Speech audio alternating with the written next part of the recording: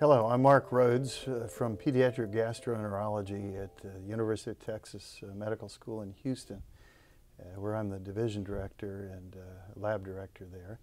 And I'm here to interview Don Powell, who's Professor Emeritus from UTMB Galveston and former head of adult gastroenterology at numerous institutions. And I'm here to interview you, Don, for VideoGIE to learn more about your history. Just starting way back, I read that your initial choice of major was in chemistry, but it didn't really capture your heart. And you said that reading Aerosmith, a book written by Sinclair Lewis, helped to crystallize your interest in medicine.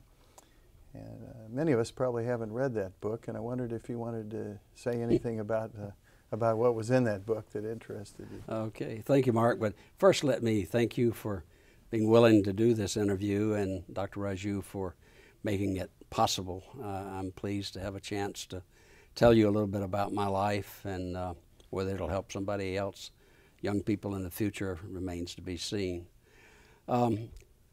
Aerosmith is a book that was written about an early academic research physician by Sinclair Lewis. It was modeled after the Rockefeller Research Institute in New York. And it's basically just a story of a person who starts in medicine and then gets enthralled in research, and his journey toward becoming what we would call today a clinician scientist. Very interesting. Well, I could see how that would have turned you on. Yeah. Shortly after that, you went into medicine and did research with Basil Hershowitz, who I understand was the person that really may have invented fiber optic endoscopy. And you did research with him as a medical student. Tell me about him and how that took an important role in your life. Sure. Well, I went up to Birmingham after I finished undergraduate school, looking for a job at the medical center. I knew I was going to matriculate in the university that fall, and so I went to the registrar and said, "Are there any jobs around for someone?" And a young gastroenterologist had just come to head up the first gastroenterology division, and he had come from Michigan, and his name was Hershowitz. And so I ended up, she sent me over to him, and for 4 years I did research with him. We were doing gastric secretion physiology with fistula dogs, you know, cannula in the stomach of the dog, and you would give them gastrin. Well, gastrin wasn't invented then, but you would give them histamine or acetylcholine, things that stimulated gastric secretion. And we were trying to understand how acid secretion was, how it came about. And the first paper I ever wrote was about sodium-hydrogen exchange. And as you might imagine, we had the right idea, but we had the wrong ions. So it's potassium-hydrogen exchange. But we had that concept. But Dr. Hershowitz, not only was he an investigator and a real expert in statistics, biostatistics was a fairly young science in those days. And he had trained in London with a man. He was from South Africa and had a lot of his training in London, who was an expert in biostatistics. And so he applied that, you know, and that was unusual for science back in those days. But the way that his most famous for is that he is indeed the inventor of the fiber optic gastroscope. And prior to that, you used the semi-rigid gastroscopes, which bent just a little bit at the end, but it was literally a sword-swallowing act. And you did them in the operating room, and you had a nurse who was very adept at being able to move the patient's head down as you slid this rigid scope down into the stomach. And about all you could see really was parts of the stomach. And so he had heard about fiber optics carrying ability to carry an image in a fiber optic band, and he worked with a couple of graduate students in physics at Michigan to put together all these bundles and to orient them so that the image that was captured in one end could be portrayed and seen from the other end, no matter how the bundle was twisted. And this was an amazing advance. And he went on, from that developed the video chip that they put at the end of the fiber optics. That's the kind of scope that we have nowadays. And as you know, endoscopy has progressed amazing. You know, initially you were good to get in the stomach with a fiber optic scope. If you were really good, you could get into the pylorus and look at the duodenum. And he had a little 6x4 examining room across from his office. That was the first academic endoscopy unit. And patients would come there. And I had the opportunity, I was doing both the lab research, but he would let me come and watch the endoscopies. And I think I probably saw one of the first duodenal ulcers ever seen through a fiber optic scope. So he's really the person that helped me decide I wanted to be a gastroenterologist, because working with him, he was a wonderful role model, and he let me do things. He let me be first author on papers. He made it exciting, and going back to that Aerosmith, that was what captured my imagination, and it was clear that that's what I wanted to do, was to be a physician scientist, and that's where I ended up. Very interesting. And then you went from the stomach to the small intestine shortly thereafter, and this was during the Vietnam War, I understand. That's right. You joined the military. I guess all doctors were Oh yeah, they had required? we had the doctor's draft there. It was called the Berry Plan, and you had to go in and spend at least 2 years in the armed services, and you could go after 1 year of your internship. You could go after 2 years of residency, or you could go after your fellowship. Most of us that were interested in academic pursuits went after 2 years and tried to get either at the NIH, which was on the Berry Plan list, you were a member of the Public Health Service, or in my case, into the Army at Walter Reed Institute of Research.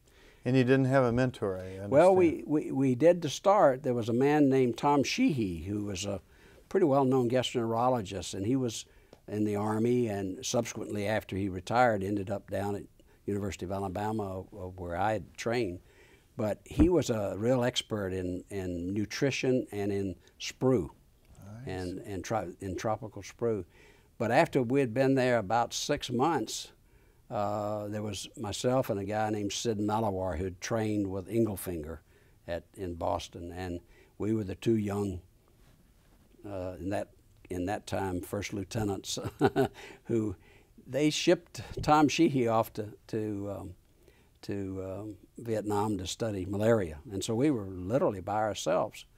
And we decided he had a lot of experience working with John Fortran, who was one of his fellows before senior fellows when he was a junior fellow, and they were interested in water electrolyte chance in the stomach. I had a lot of experience with animals, and so we melded our two experiences and began to study water and electrolyte transport in the intestine, and looked at models of diarrheal disease. We had a wonderful microbiologist who had a great model of Salmonella enterocolitis, and we studied that.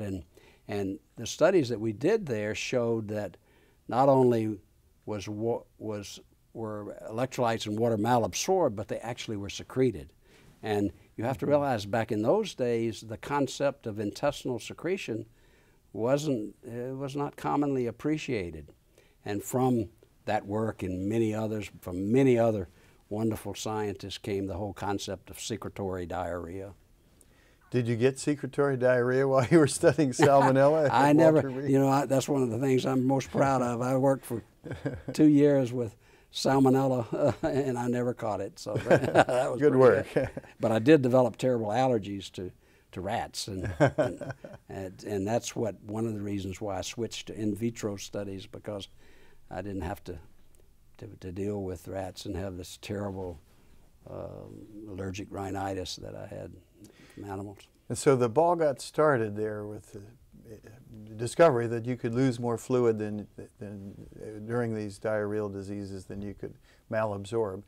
And then I guess you went on to Yale to work with a very famous, I guess, renal physiologist. Was Dr. Peter Kern renal or no? Or He gastro? actually he was a membrane biophysicist. He didn't care what tissue.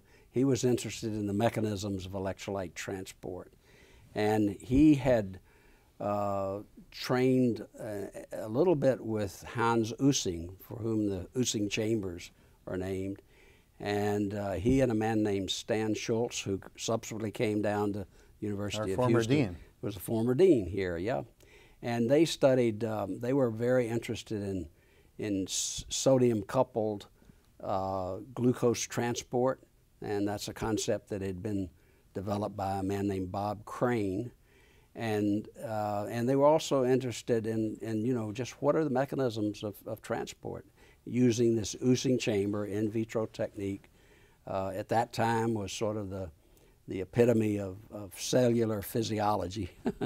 And we studied, Mike Field had demonstrated that, who had also trained with Curran, had demonstrated that cholera toxin caused profound intestinal secretion. So we studied that as well as other secretory models. And the concepts that that Curran and Bob Crane and Stan Schultz all led to the development of oral replacement solution, which, as you know, is used more in the developing world than in the U.S., although pediatricians use it a lot now to treat diarrhea, because not to treat diarrhea, but to treat the fluid and electrolyte losses caused by the diarrhea. And that oral replacement solution has probably saved more lives than anything other than penicillin, according to Michael Field.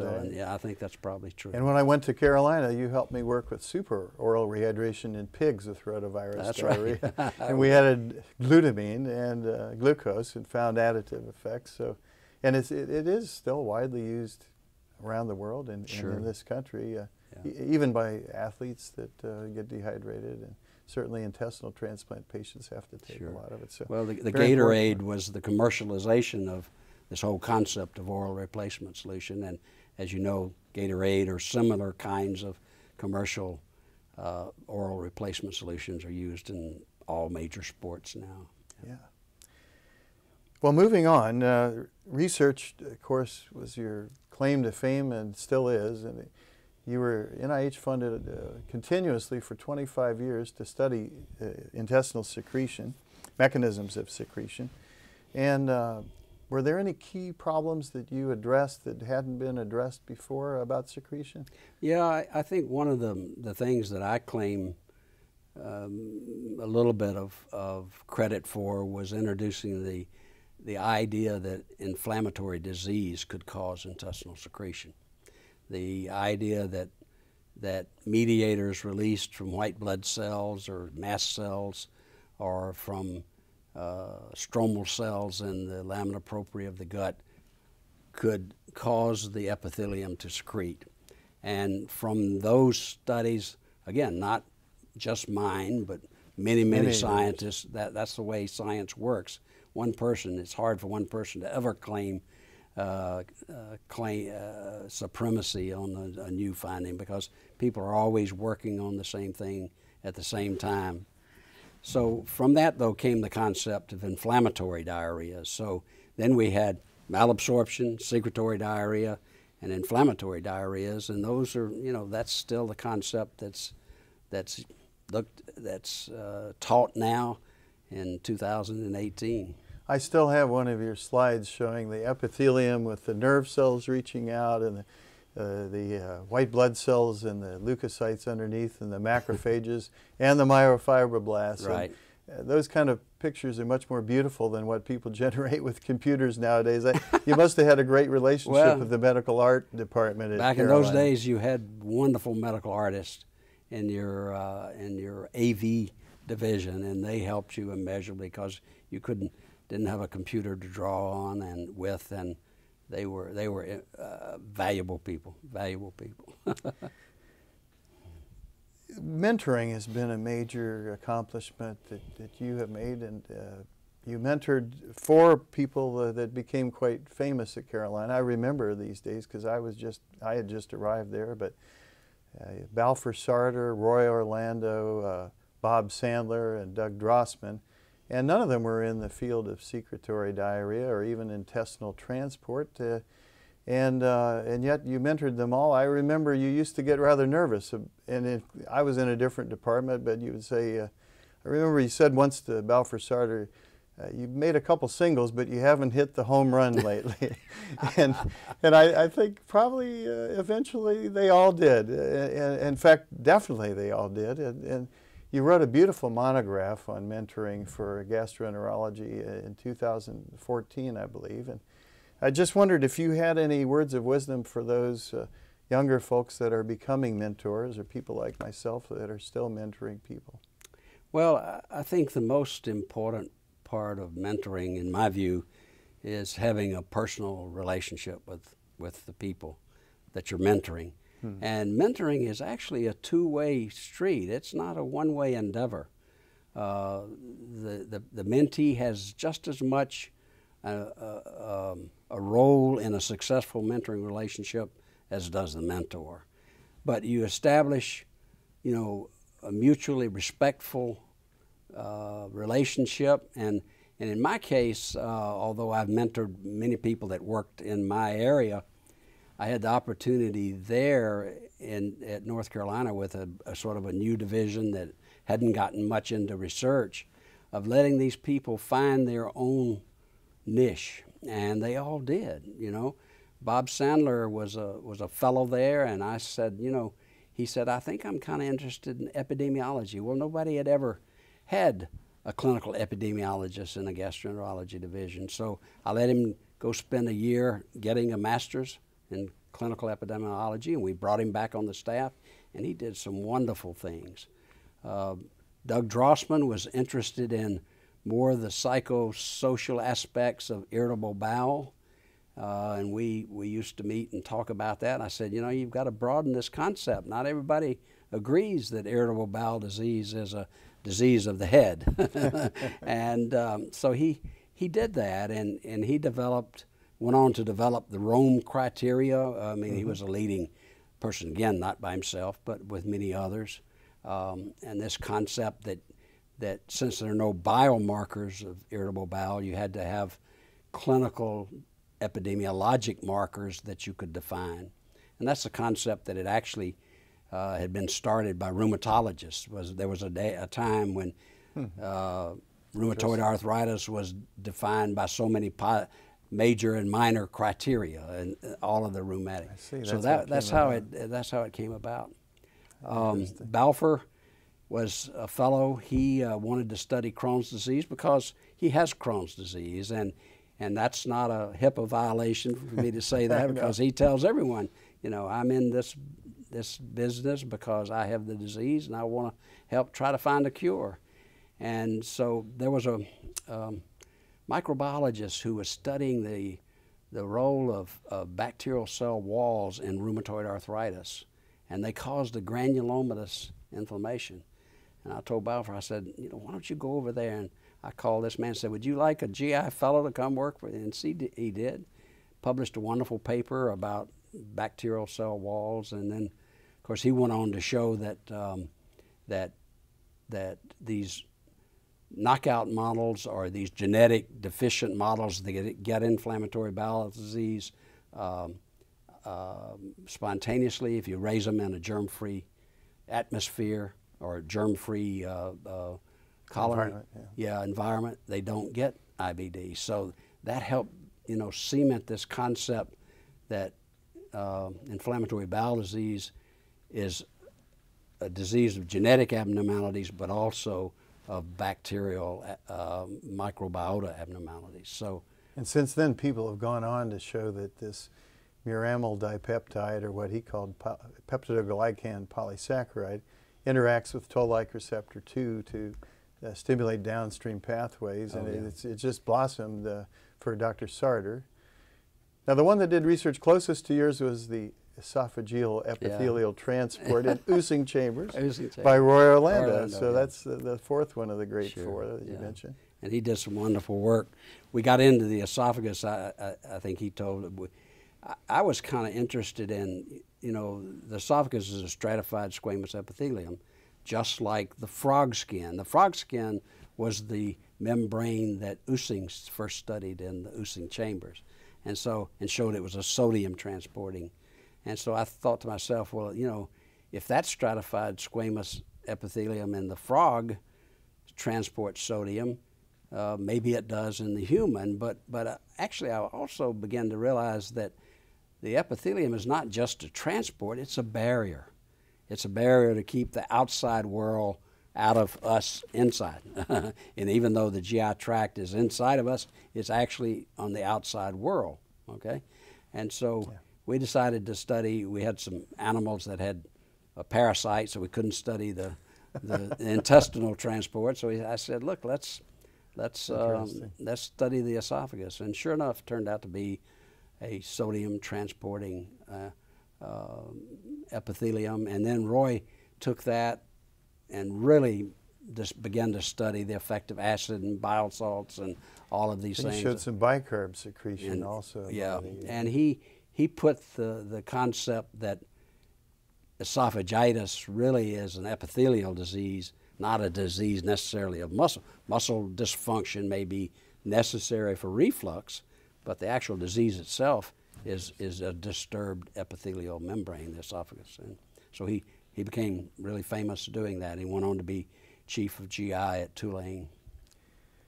Yeah, I remember those days. And he used to come around lab to lab and worrying about us all and egging us on to write those grants, get those papers out. And I don't know how you did it. I know you had time every Friday to talk with me for about an hour, and it was. Now that I look back on it, I don't know if I could have done that with people in other departments. Well, I'm sure they all thank you greatly for that. Those were golden days in academic medicine. We had time. I mean, I only had to put 30% of my time on my grants, but I only did about 30% clinical work, and I had the rest of that time to do research and to mentor young people and to try to make the division better. And of course, we've thrown all that model out, and now everybody has to, get their RVUs and make money. I remember I used to talk to you about this, and you emphasized how important it was to have time dedicated to research so that you could get those grants, and there would be cycles up and down. And then you became chairman, and you left me after 5 years. But for your friend from Yale, Arthur Finn, helped me keep going, and you became chairman. How were you able to continue to allow young people, young faculty, to develop their research careers and make the budget balance when you were chairman at UTMB? Yeah. Well, initially when I started as chairman, it was easier because there was still a lot of money in the academic medical system. The state supplied a lot of money, and things, we could still make it work. It got increasingly more difficult as the states began to withdraw funds from the medical schools, and they began to tell the medical schools, you've got to earn your way, And so it was easy to do maybe I was chairman about 11 years. It was easy for about the first 6 years, and then it got increasingly harder and harder. And frankly, that was one of the reasons I decided, it's time for me to give up this job. It was a lot of fun early on when funds were not so constricted. You could mentor, you could develop academics, you could push hard to make clinical work better and give people time to learn how to do good clinical work. And then it got harder and harder to do that. And for me, the fun sort of went out of it. That was from about 2000 to 2011. I don't know if you'd care to mention any of the careers that you were able to develop there during those years, but there are a couple that come to my mind. Well, Sheila Crow I had recruited her. Absolutely. So she came and did wonderful work and has gone on. She's a recent AGA president. In fact, right. I can claim both her and Bob Sandler as two of my mentees that went on to become president of the AGA. So who else? Jay Pasricha? Yeah, Jay also, Pasricha. right? I hired him. He was from Hopkins. He didn't have even an NIH grant, but it was really very clear that he had a brilliant mind and he was very charismatic.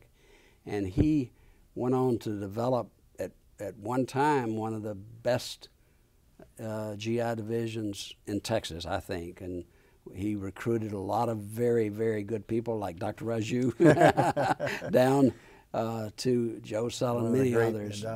Yeah, in Houston. And we had a wonderful division there. But again, as money began to get tight and tighter, things got worse or even more difficult for him. And then, of course, the storm hit, and Ike, and really Hurricane devastated Ike. the medical school, and we had a hard time after that. We're just now, 10 years later, 8 years later, 10 years actually, I understand. better, getting back into shape again. So that was a tough time. What you may have noticed toward the end of your thing, it may be something that I'm noticing, is that in the development nowadays of junior faculty, it may be hard for them to be the triple threat that we used to. When I was hired, we were expected to do research, teaching, and be excellent clinicians. Do you feel that that model may not apply as much now as it did then, that maybe you could be a double threat and still be quite good? I think that's probably true. It's very difficult to be the so-called triple threat anymore, and it's increasingly hard, but with constricted funds, to give people the time to learn and to become competent in research or even advanced clinical work. To do that, you've got to have some kind of funding. Now, there are many grants for transition faculty that are finishing their fellowship and going in as junior faculty, and I think those are very valuable, because that's about, in order for a person to be either a clinical or a basic scientist now, and also a clinician, you've really got to pay your dues in training, because once you get through all your training, then you're going to be expected to have the grants to buy your time to keep, or you're going to have to do clinical work or some combination of both. So, and it's kind of hard, because it forces young people to make career decisions very early, early in their fellowship, before they're really, or even in their medical residency, before they really are properly equipped to make some of those decisions.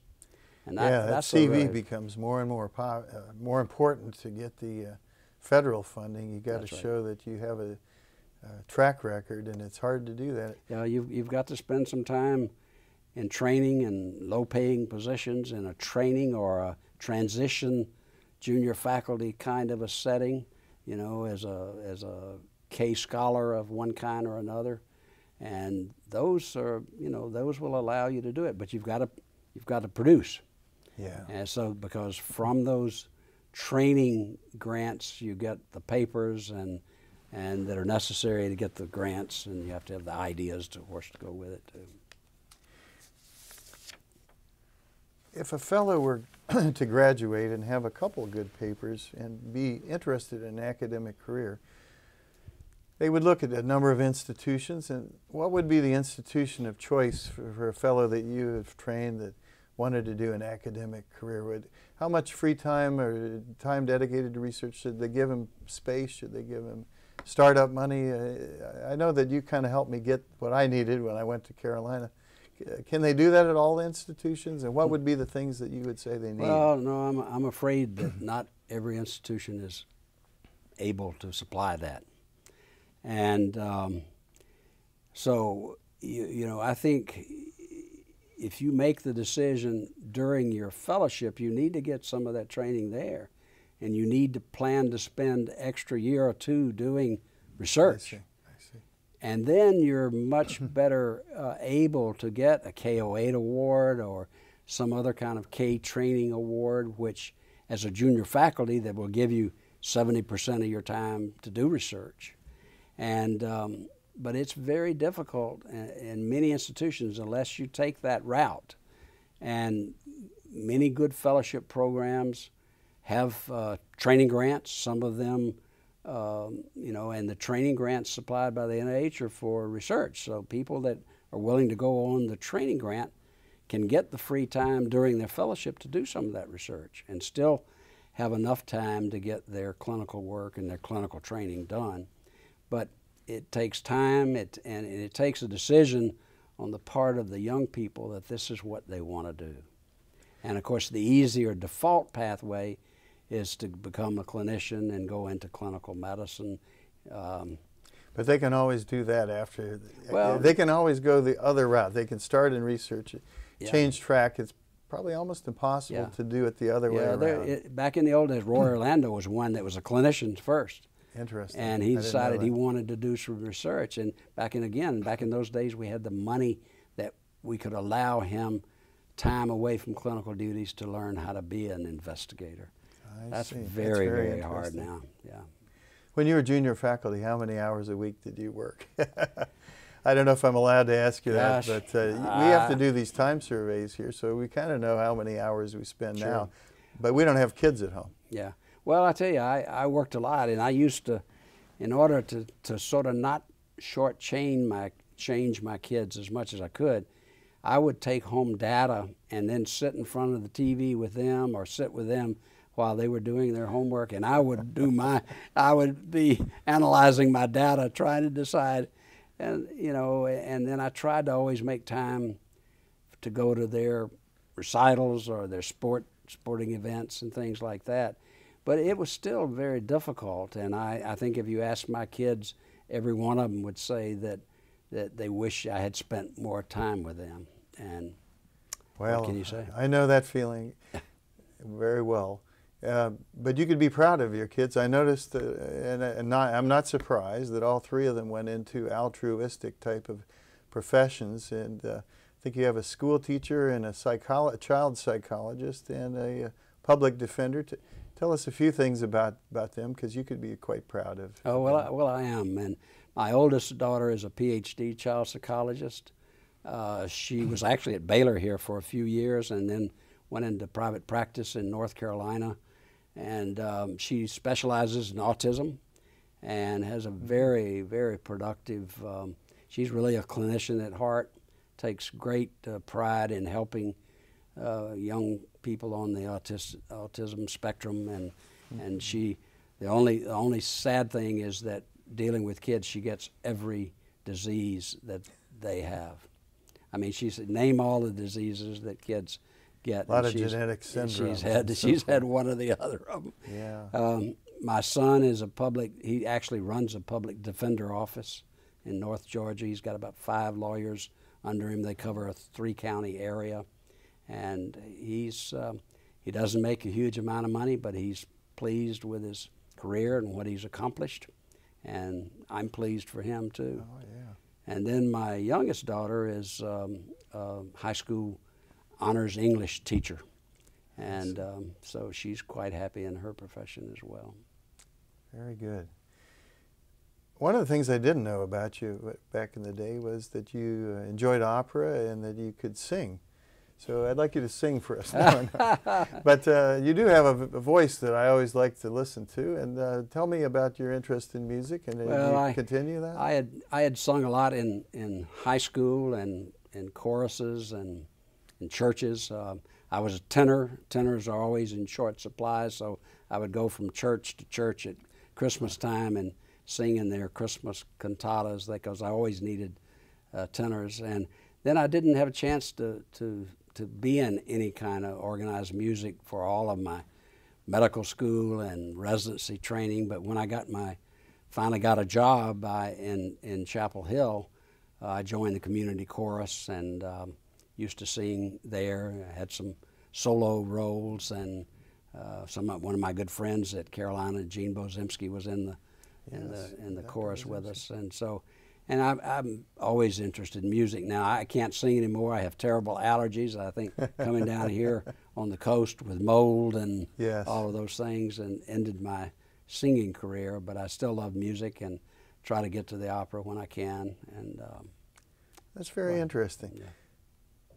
And you've stayed active to some extent in medicine.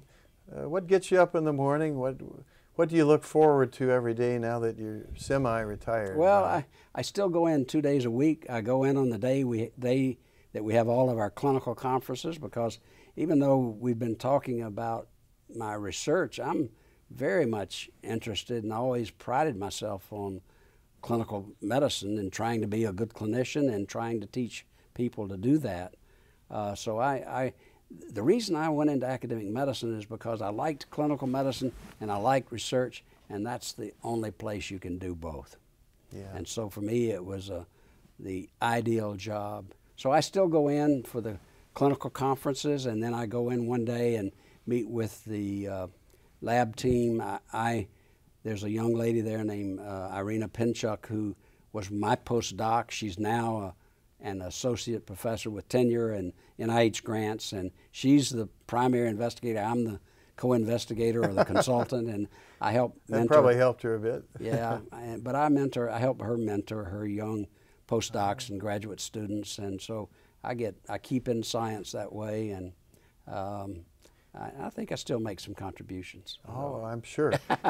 I noticed you had some involvement with healthcare disparities in El Paso or something. Are you on the committee there?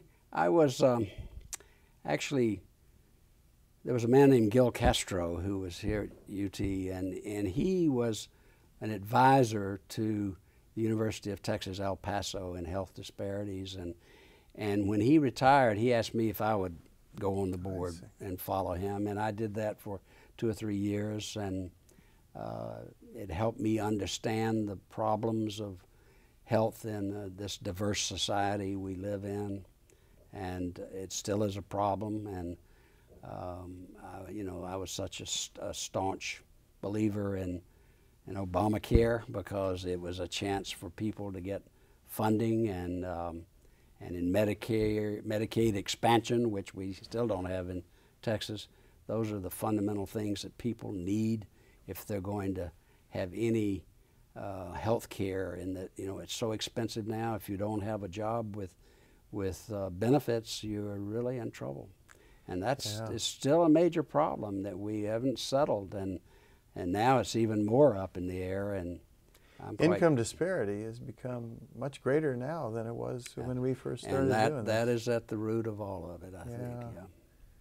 I never talked to you about politics, but now that we're both old and we both worked at state institutions all of our lives, you really see the sad aspect of this and the importance of it. You absolutely do. So that leads to my final question. You'll hear it asked in the news frequently. Do you see the country going in the right direction? But I guess the more fair question for you would be, do you see medical health care and medical research going in the right direction? Well, I think we're in limbo right now for medical research and for medical care. And I think we, not you and I in academic medicine, but all of the citizens of this country have got to really come to grips with this and decide what kind of a country are we going to have. And are we going to have a country that values young people and diversity and taking care of their health needs? Are we going to have a country that values education and pays heed to the things that come out of the educational and research process, and not deny the truth of them, but try to use those as guides for how we help our country and help the people in it? So right now, I think we're at a position, we're at a fork in the road, and it could go just about either way. Mm-hmm. And I'm just hoping that it will go in the right direction. But it's got to be something that the people in this country understand and are willing to fight for. I mean, those of us in academic medicine, we all pretty much agree, well, not everyone, but most people. Most, yeah. But that's not true in the people in the country. They've got to come to grips with this and then make some decisions about what they want to do and how they want to do it. And then they have to elect the politicians that will carry that out. Mm-hmm. You think single-payer medical care system may be in the future? Well, I think it may be in the future. I'm not necessarily convinced that it's the best way to go, but it certainly might, at least for the whole of the population, be better than what we have now. But there are trade-offs in all of these systems, and if you study some of the healthcare, in Europe, for example, some people think that the French and the German systems, which are sort of amalgamations of state-funded care plus some private care, are better than those countries that have purely state-funded medical systems. So I'm not an expert in this area, so I don't know what's best, but I know that we can do better than what we have now. Amen. Don, thank you so much for coming up here all the way from Galveston, not that far down the pipe, and for speaking for VideoGIE, and I've really enjoyed it, as I always do when we have a chance to speak together. Well, thank you very much for carrying on such a nice interview, and for Dr. Raju for giving us this opportunity to do this. Thank you.